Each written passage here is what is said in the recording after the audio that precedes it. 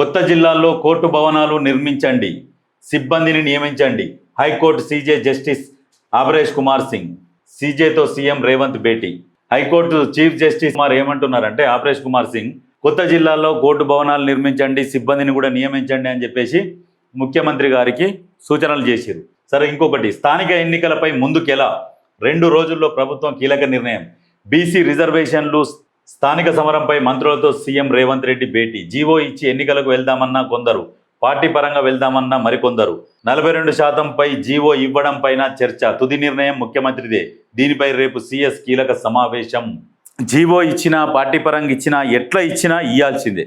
42% రిజర్వేషన్ని నెత్తిలో ఎత్తుకున్నాం కాబట్టి ఏ తిప్పలన్నా పడాలి, ఖచ్చితంగా ఇవ్వాల్సిందే. అది ఇస్తేనే మొత్తం పాజిటివ్ అయిపోతుంది.